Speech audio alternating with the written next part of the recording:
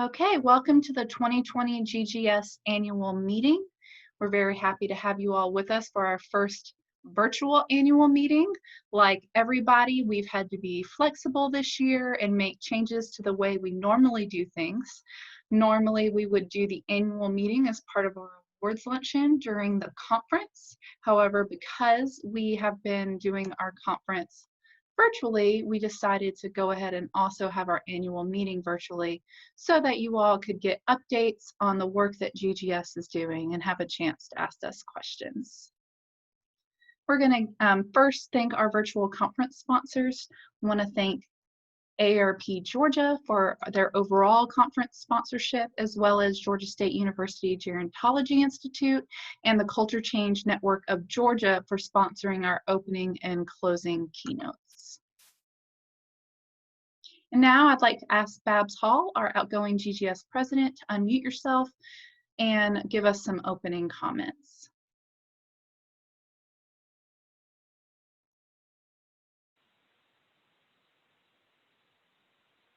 Good afternoon, everyone. Can you hear me, Amanda? I can. Thanks so much.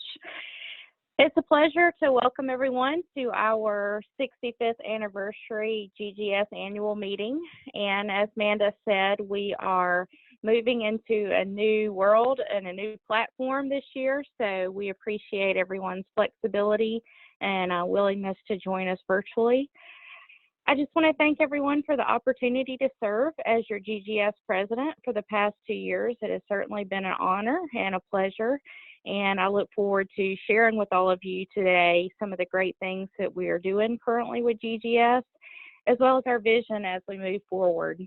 Also, we'll be introducing our new board members today and swearing them in and our new officers for the new year, as well as saying thank you for your service to the individuals that will be rolling off for our board year. Again, thank you all for the opportunity to be here with you today, and I'm excited for us to talk about what's going on with GGS. Thanks, Amanda. Thank you, Babs.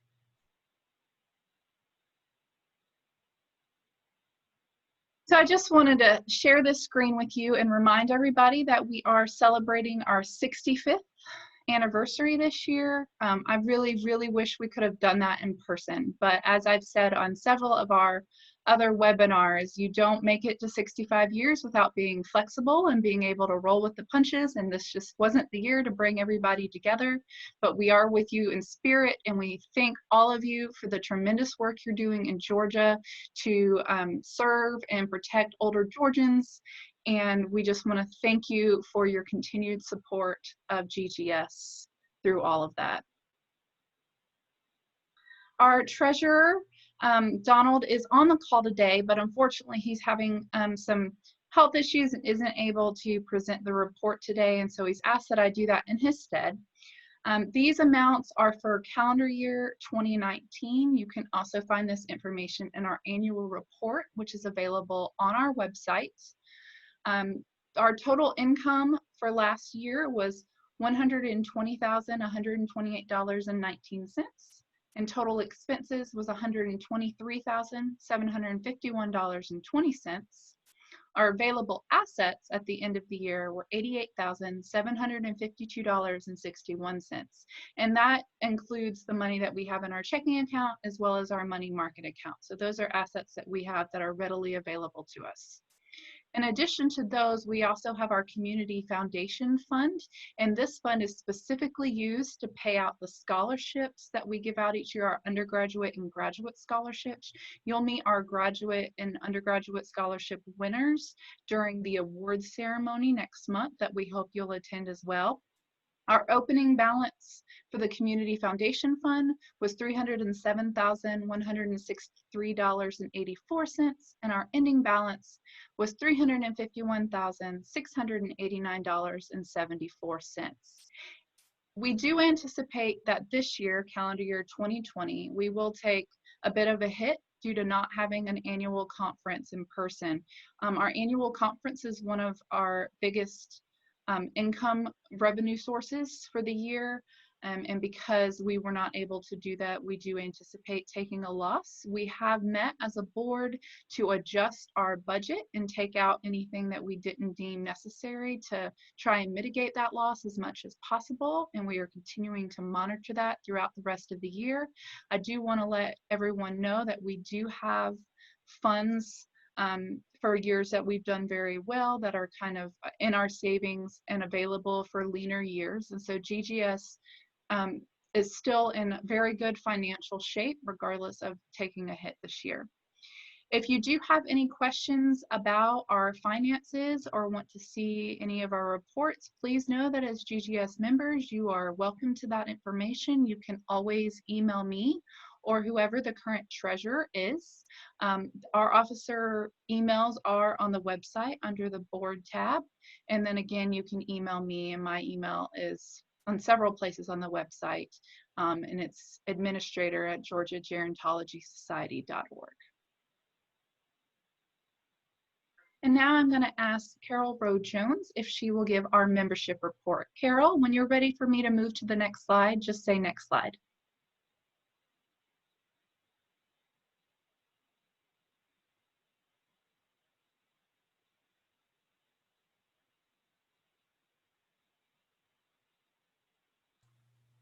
Carol, you need to unmute yourself.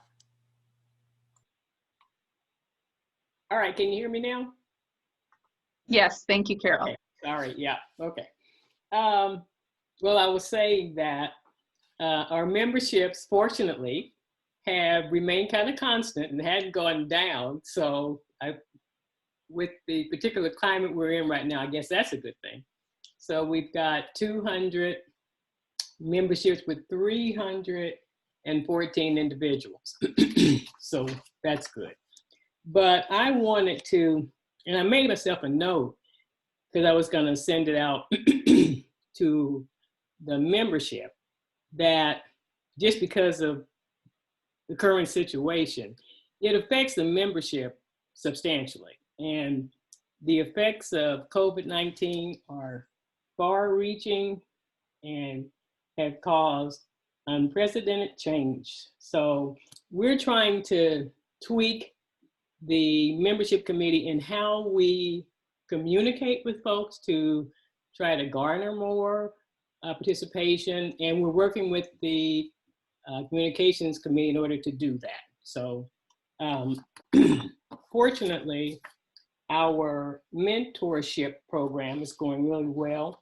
We've got currently 6 previous mentors and 2 new ones. Our new mentors are Robert Armstrong and Inger, I hope I'm pronouncing that right, Jones. And I will mention the previous ones to see, and just to make sure that they still want to remain active, is Elizabeth Head and Lois Ritchie, which she and I have spoken, Marilee Boatwright Quinn, Amanda, and I wasn't sure if you were still wanting to or not, but Charlotte Montgomery, Mary Jo Johnson, Christina Ramey, and those were those that participated in prior years, and then the 2 additional ones. Now, we've had 6 students from Georgia State that have applied to participate in the mentor program. And of the 6 that have contacted me, 4 have completed an application and are members. I sent out our membership application to several students, and that application didn't actually indicate that they had to be a member. And so I don't know if the other ones that didn't communicate back did not want to because of the membership. I'm not really sure, but I'm following up with them. So our plan is to connect the mentors with mentees within the next couple of weeks. We wanted to make that we do that succinctly when, instead of doing them individually, because since all of them came from Georgia State, we don't want some people to say, well, I sent mine in before you sent yours in, so why are they, So anyway, we're just wanting it to be done in an orderly way and without having any conflicts or anything. But the membership committee is doing great. Let's see, I had some questions from Amanda, and I think I've answered all of them. 200, yeah. So yeah, so that's pretty much what's going on with the membership program. Any questions or thoughts or? Thank you, Carol. I'll remind everyone, if you want to send in any comments or questions as we go along, please feel free to do that in the chat, as well as send that. And as Carol mentioned, we are in need of additional mentors. And I would just like to again thank our members who have stayed members, especially this year. We have really appreciated your support, and that's one of the reasons we wanted to have our virtual conference be free to GGS members as a thank you to you for staying with us even when times get difficult. We hope that at this time and as things get better, you will help us grow by sharing the benefits of GGS with your colleagues. If you need help with talking points for that, we're happy to provide those to you. And if you would like to share what GGS means to you and why you're a member, we are still highlighting those throughout this entire calendar year as part of our 65th anniversary. So you can send either a short video or a picture and a quote to me, and we'll highlight that on our social media. I'm now going to turn it over to Jennifer Kraft Morgan, who will present on our Education and Training Committee. Hi, everybody. These are the goals that we had come out of the strategic plan: increase CEU options, assess key leaders for keynote speakers, help to make sure that those speakers were dynamic and informative and uplifting, and diversify educational offerings beyond the annual conference. So our focus has been on our webinar series. Pat Baker and I co-chaired this committee, and we've had lots of help from our committee, so I'd like to thank them. Here are two of the webinars that we have recently done. We did a series on opioids in older adults, and Dr. Kirsten Gerst Emerson did a wonderful one on older adults and COVID-19. Next slide, please. So in terms of the keynotes, I think we did a great job this year. I'm slightly biased, but I think Walter Coffey and David Sproul did a nice job with their opening on August 4th, interactive and engaging. And we're really looking forward to the closing keynote on October 1st. Brian LeBlanc is a person living with dementia, Alzheimer's dementia, and he is really fun and engaging and humorous, and his care partner will also be joining him to talk a little bit about the challenges. So I think that'll be a really good keynote. So please make time to attend. We've had 18 very high quality sessions for the virtual conference, at least so far, and I'm sure that they'll be wonderful. We've got some great speakers lined up, and we've had really good attendance so far. So I think maybe even more people could have been able to attend an individual session than might have at the conference, which is really exciting to be able to bring this to more individuals. Next slide, please. We've got some really wonderful things planned for the fall. I think it was fortuitous that we had gotten good at doing webinars so that we could be ready for the virtual conference.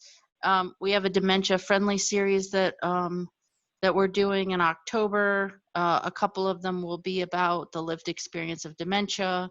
One will be dementia-friendly information session, and another is the dementia-friendly communities webinar. So there's a flyer out circulating for that, and it's posted on the website. So please remind people and work in your community to get people to take part in that.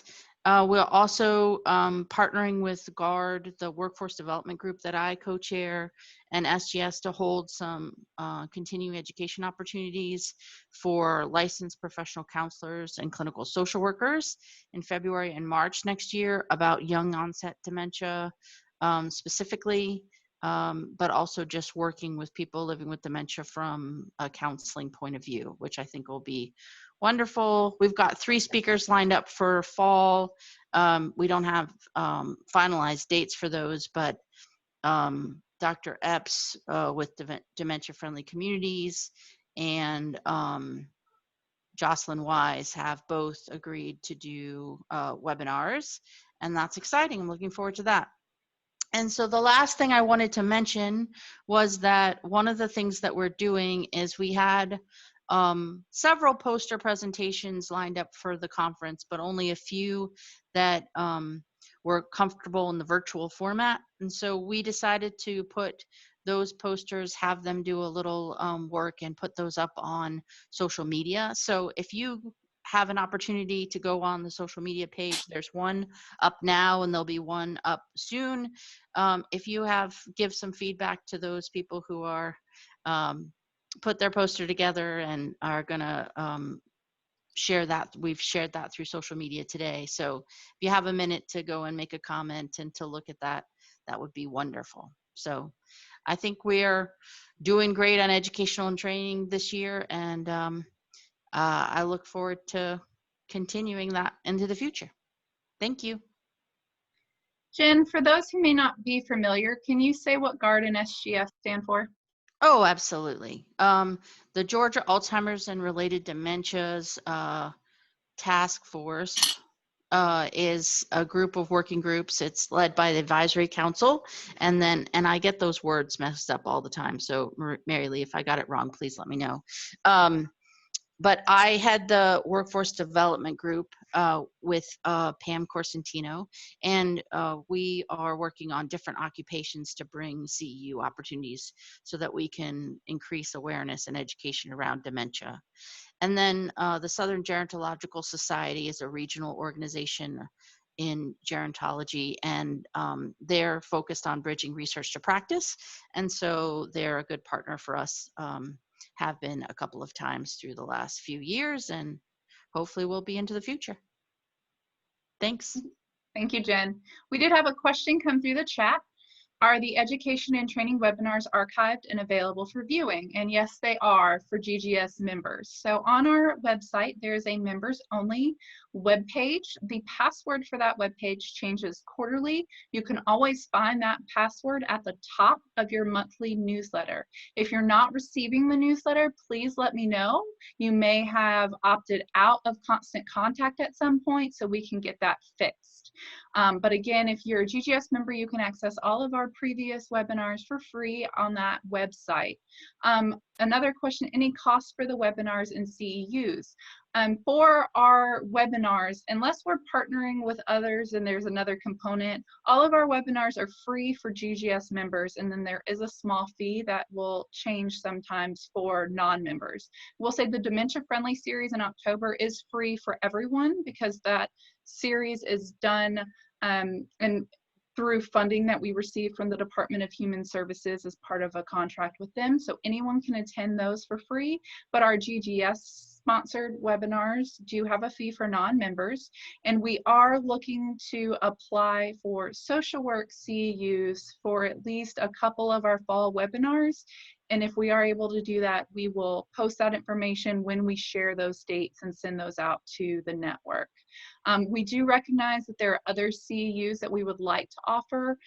This year, we're having to be more limited because of that, the lower cost to us we have to pay to apply for CEUs, and social work has been our most popular one. And so we do hope to go back to offering more diversity in our CEUs in the future. However, this year, since we are working on a more limited budget, we are focusing just on social work CEUs at this time.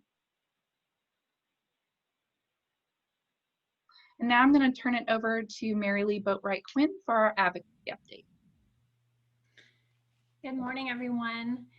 I think most of you likely followed or heard some in the news about our very bizarre legislative session, which really wasn't that unique because it happened across the country to most legislatures, but our legislature was suspended from March 14th to June 11th due to COVID-19, immediately following what we call crossover day. And there was much anticipation that nothing would be done but the budget in those last remaining 11 days. But luckily, some bills were moved, including some big ones for older adults in Georgia. So first, I'm going to just give you the budget update. And honestly, it's not as bad as it could have been, and that's due in part to advocate action. Honestly, we went into the session knowing that there would be a 6% cut to all state budgets, and then of course once the pandemic had hit, that went up to 14%, and then was eventually reduced to between 10 and 11% per department. And so the impact was great, but I feel like overall aging actually fared fairly well in the budget cuts. So with HCBS, originally when the 14% was ordered, we had lost the $2 million that was gained last year. So that was fully restored, as well as 1.4 million for meals. And the nursing home transitions program that was initially on the chopping block remained, as well as some funding for Georgia MemoryNet. Unfortunately, the assistive technology funding of $157,000 was eliminated, but some of you have probably heard that the department secured a very large grant for that. So luckily it was restored in another way, so to speak. And then the marketing for the ADRC program was eliminated. So again, overall, I feel like we fared fairly well, but as everybody has said, we're in a new world, and it likely means that in coming years with budget cuts, we will be advocating more for not getting cut than getting new funds. But that remains to be seen, so we can all have some hope. But just know that we're going to be advocating, I'm sure, on budget issues going forward. Next slide, please, Amanda.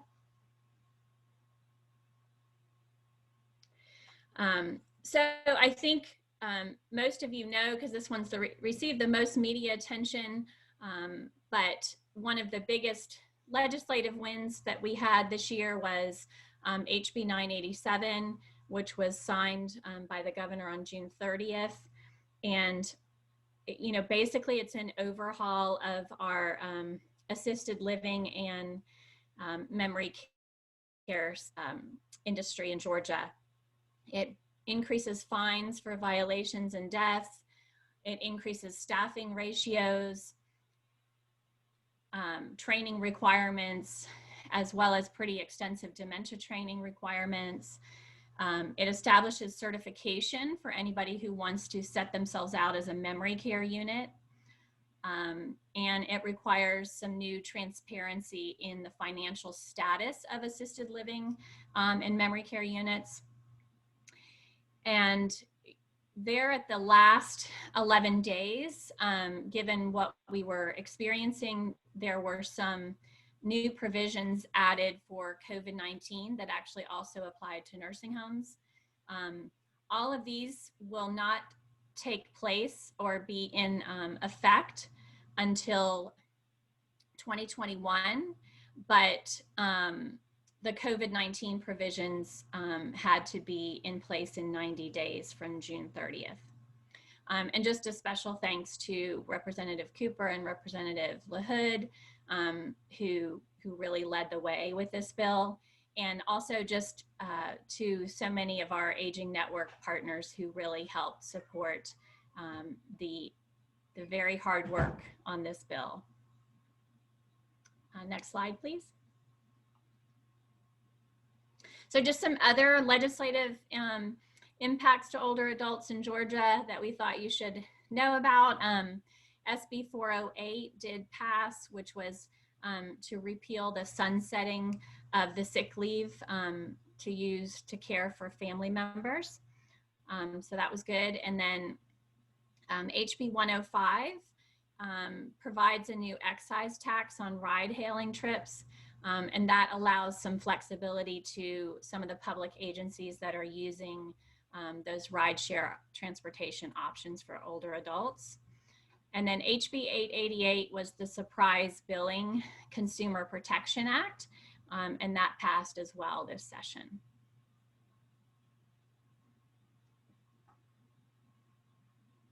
And then just to let you know, the outcome of the Senior Living Options Study Committee came out in January of 2020, and there were some nice recommendations as part of that, and hopefully we can build off of those recommendations going forward. And one of those was Representative Petrie's. Basically, he suggested that we start considering Medicaid waiver programs for memory care. So we'll see if we can have any traction on that given our budget deficits, but that was one of the great recommendations that came out of that study committee. And then also the other really important thing that came out of the work around HB 987 was impacting the direct care workforce in Georgia. But as of January 1st of 2020, Governor Kemp opened up the use of the HOPE grants to be used at the technical college systems of Georgia for the CNA programs. So wanted to make sure that you knew about that. And that is all I have for the advocacy update. I did want to mention that we're planning on having a joint webinar with COAGE sometime in the fall so that we can introduce the new COAGE issues for 2021 legislative session to all of our members. So stay tuned for that. Thank you, Mary Lee. And I'll also point out that we support COAGE every year during the legislative session, and part of the COAGE process is to hear on several different issues and then have COAGE members vote on which ones will be the COAGE priorities. GGS would love to sponsor an issue in that process based on what our members feel is an important issue. And so at any time during the year, if you have an issue that you would like to see represented, please send that to me and we will send that to our advocacy committee for review. Those typically happen, they're usually due at the beginning of May, I believe, so keep that in mind. So if during the legislative session something comes to your mind, why aren't we talking about XYZ? Please let us know so that we can try and help get that to the table. Our next update will come from David Kaufman and our Communications Committee. Thank you so much, Amanda, and thank you all so much for joining us today and being engaged members of GGS, sorry. Shout out to my previous job. The Marketing and Communications Planning Committee Marketing and Communications Committee has been meeting over the past year to develop a communications plan with two goals. One, we want to reach new members. We've noticed that there is an opportunity for new members from both the academic and private business worlds. We think that those folks have very valuable voices that need to be part of GGS and help us expand our network. We also want to make sure that as existing members, you all are engaged and getting the resources that you need from GGS. To that end, we're working on some action plans, developing messages, outreach plans for target audiences. And then we want to strengthen engagement with existing members. In order for us to do that, though, we need you. We need you to join a committee, help us make sure that we're talking about and doing the right things to reach new folks, to reach our existing members.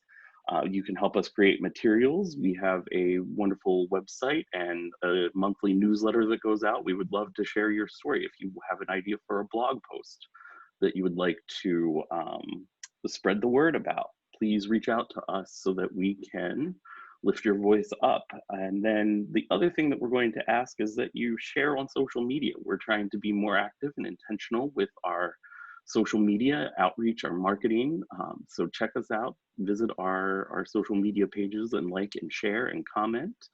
A great opportunity for that is with those poster presentations. There will be some great things coming out over the next couple of days, I guess, for you to engage with, ask questions, and be part of the conversation. I think that's it for the Communications Committee.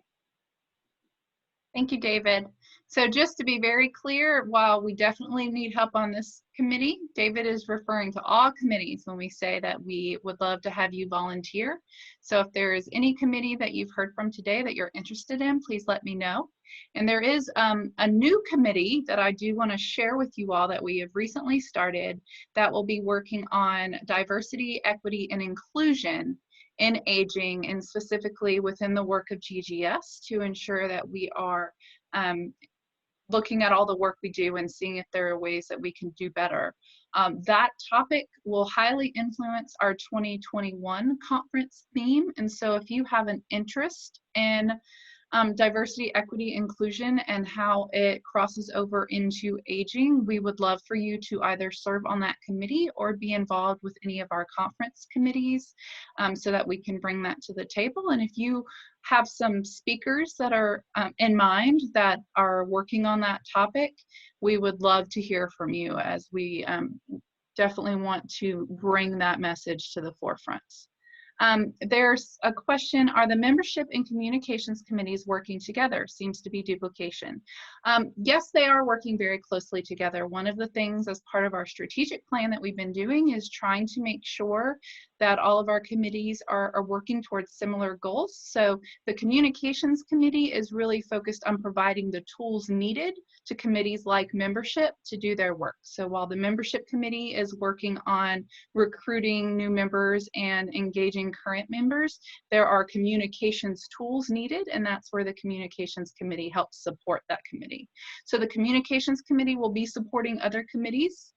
For example, they support the awards committee when we're getting the word out about that, the scholarship committee when we're getting the word out about that. Those things have already passed for this year, and so their current goal is supporting the membership committee, but you are correct that there is some similarity in work there, and that's because the committees are trying to work together to support the larger GGS goals overall. Thank you for your questions. And if I could ask you, well, not ask a question, but the membership committee had also considered initially to do a survey to see, you know, how we can get more folks to become a member, and, you know, and identifying what draws you as members to the organization, so that we can put that in a capsule and kind of come up with some verbiage so that we can solicit folks in order to encourage them to become members. We have created some new member letters and informationals. And what I would like to see, and I think Bené and I have spoken, and we may be saying the same thing, but it's kind of different, is that for those folks who are not new members, those are folks that we could reach out to just in our own private little circles, and that could be a letter or note of some sort that we could give to every member that they can clone to send to prospective potential members. And so where we have done great, and David's done an awesome job in creating a new member letter, one that would solicit specifically those that are not new members, but those that we would like to become new members. So yeah, we've been working very diligently with them. And I think the survey was put on the back burner because we're working on the communication piece of it. And so, you know, we just have to do everything in an orderly manner. So thanks for that question, though. That's great. Thank you, Carol. And now I'm going to ask Lois Ritchie to provide our development committee update. Thank you all. Glad to be here to do this. We're very excited about what's been happening with the Development Committee. We've done a lot of work this year. And for those of you who are new to GGS, this began in 2015 when the board met, I believe it was St. Simon Island, and we had a 2-day workshop where we developed a strategic plan outline. We followed up on it in 2018 when Pat Baker, who was then working on her master's degree, did some work for her capstone and made our strategic plan her capstone. So we pulled it all in together with GGS and with Pat was doing, and produced a lot of wonderful ideas. And I'd like to share some of that with you now. In 2020, the committee, a very active, very busy committee, did a lot of work on the strategic plan and on looking at the development committee and all of the other committees that GGS has. Amanda did a lot of our legwork for us, and we put together what I hope all of you will take time to look at.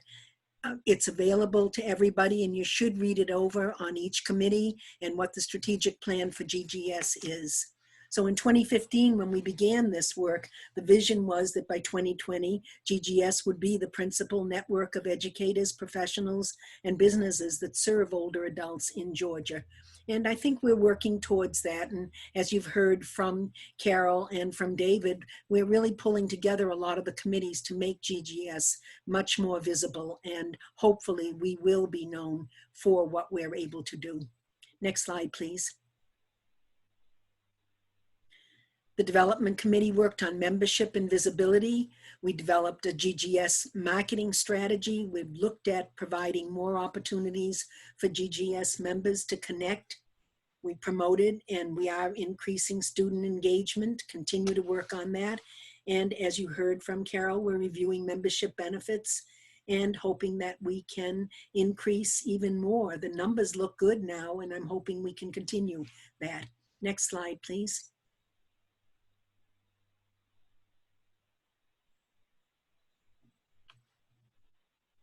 Did I go too far? Let's see, membership. I'm on organizational. Okay. Oh, that's it. Sorry about that. Okay, and then we looked at organizational capacity, and we're looking at developing volunteer opportunities, developing and expanding sponsorship opportunities, investment of current GGS funds, diversity, revenue sources, review executive director position, and further engagement of the GGS board members. So you can see there's a lot that each one of us as a member is being asked to do and to be aware of. So we're hoping that you'll take time to read everything. There's not enough time to go over all that we'd like to, but I think that everybody should be aware of what we're doing as a committee and as an organization. Next slide, please. Our other projects, we're looking at the development of board expectations, development of an additional GGS policies, and development of GGS committee charges. So this is only a brief overview of what this committee is doing. And I want to thank every one of our committee members because working hard, and I don't think that any one of us really understood when we said we would volunteer for this committee what our responsibilities really were all about. And we've learned a lot about our organization and how we can make it grow. Thank you. Thank you, Lois. We've had a couple questions come in. One was asking about setting up automatic billing for members. When you join or renew GGS, when it gets to the payment screen, there is an option to set up for automatic billing.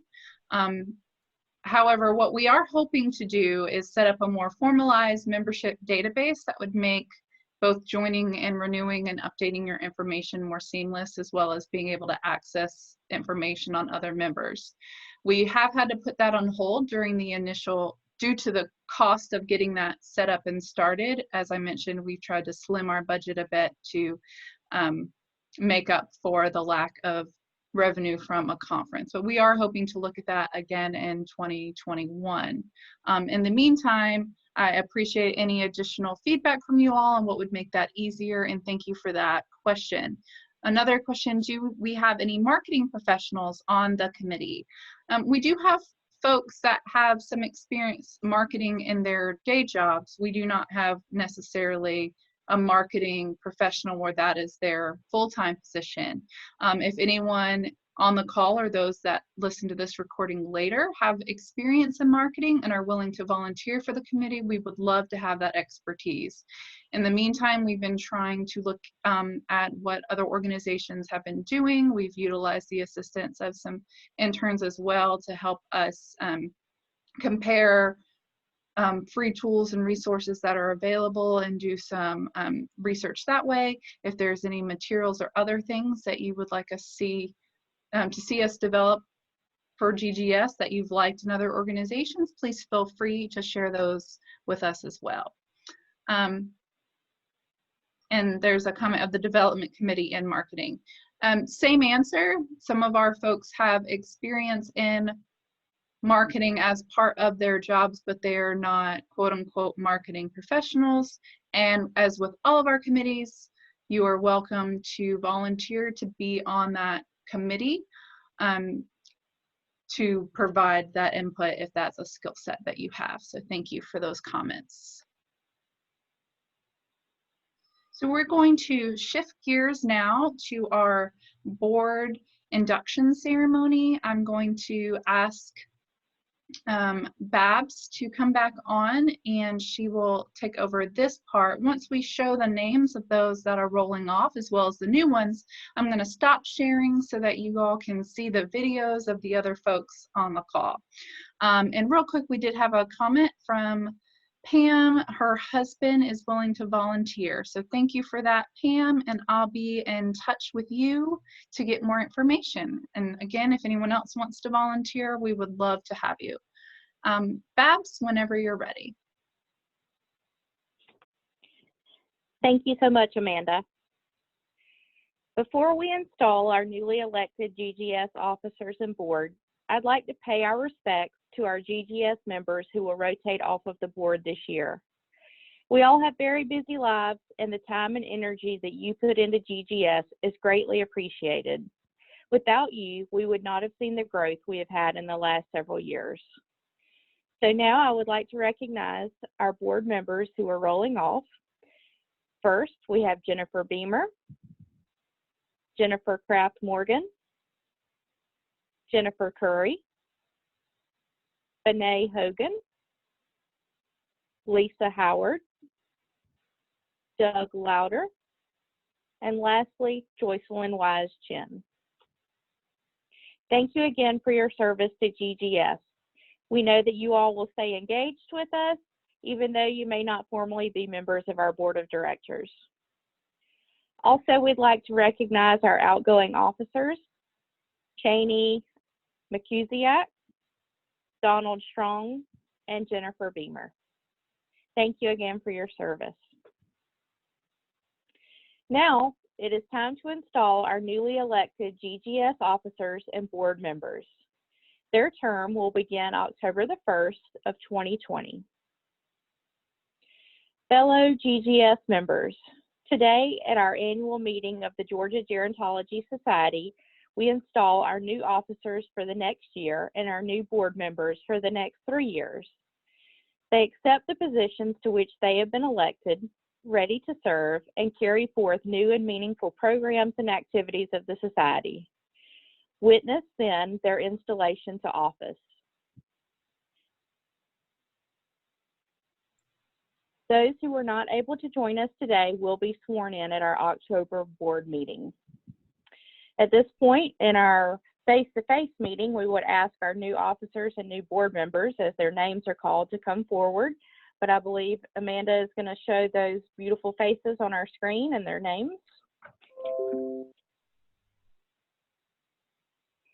Our officers for the 2021 board year include our incoming president, Pat Baker, our vice president, Mary Lee Boatwright Quinn, our secretary, Nikki Dukes, and our treasurer, David Kaufman. Next, we also would like to recognize our newly elected nominating committee. This committee composed of Renee Brown, Carol Rowe Jones, and Connie White. And last but certainly not least, we do recognize our new board members for their next 3-year term. These individuals include Jennifer Allman, Libby Donahue, Carol Gardner, Sarah St. Hamilton, Michael Hicks, Elizabeth Jones, Alyssa Lassiter, Kimberly Mathis, Whitney Oltman, and Bridget Skelton. You all have been chosen by your fellow society members to fill the offices of the Georgia Gerontology Society. You will, I know, justify the trust that is placed in you and fulfill in every way the obligations that this trust entails. So I say to you, dream great dreams, set challenging goals, and help our society to continue moving forward as a leader in the field of aging, providing opportunities for our members to participate in networking, professional development, advocacy, and training. Familiarize yourselves with the duties of your particular office. Proceed upon those duties with the same spirit of devotion and endeavor that characterized your acceptance of membership in the Georgia Gerontology Society. Each of you officers knows that the welfare of the Georgia Gerontology Society depends, to a large extent, on you during the coming year. And for the next 3 years, the same holds true for each of you newly elected members of the board. On your shoulders rests the furthering the mission of our society. To you is the task of reminding our members of their duties and responsibilities as professionals and advocates in the field of aging. The significance and spirit of the Georgia Gerontology Society is yours to promote. Will the newly elected officers and board members please raise your right hand and repeat after me this pledge? I do solemnly pledge myself to faithfully, go ahead, I'm sorry. I do solemnly pledge myself To faithfully and impartially carry out the duties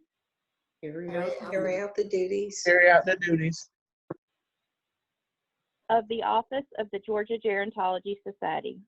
Of the office of Gerontology Society. That I now assume. I now assume. I now set. Ladies and gentlemen, I welcome our new board members and new officers. Thank you. Thank you, Babs. Babs will be staying on as our past president. So on behalf of our board, Babs, I just want to thank you for your leadership these past 2 years. And I am excited to work with the board members that are staying on, as well as our new group of board members. This is a new thing for us. We had our first virtual induction ceremony. Technology is wonderful that we were able to do this, and I'm grateful that Zoom fixed their problem from this morning that allowed us to do it. So I think everyone in 2020 is used to just sort of taking things as it comes, and we're no different. I hope all of you we'll continue to attend the GGS annual conference webinars. If you haven't already registered for the conference, it's not too late to do so. We are recording those sessions, and at the end of the conference, we'll be sending out the links to view any of them that you've missed. So please feel free to register if you haven't done so. We'd love to have you there. We've also scheduled our awards ceremony. I stopped sharing. I did have one more screen, but that's okay. I wanted to see everybody's faces. So September 28th at 6 o'clock, we're going to have our awards ceremony. That is up on our website as well as a Facebook event. We've got some surprises in tow. I don't want to give them all away. At least one of you on here knows what I'm talking about, but we don't want to spoil the fun. So we do have some surprises. We're going to have some door prizes as well, because that's always been part of our conference. And even though we're virtual, we can't not have door prizes somewhere, and some other fun things going on. So I hope you'll attend and help us celebrate our award winners, our scholarship recipients, and just have some time to network with each other. Feel free to bring the drinks and snacks that we aren't able to provide this year, and we'll just share those with one another. And again, if you have additional comments for us on things that we could be doing better, if you'd like to sign up for a volunteer, if you have anything you want to share, please feel free to call or email me or reach out to your officers. We thank you all for joining us today. It's good to see your faces. I wish that I could see you in person, but we are all holding on to the day where we can celebrate with each other again. And with that, I will let you get back to your day. Thank you again for joining us. Goodbye. Thank you, Amanda. Thank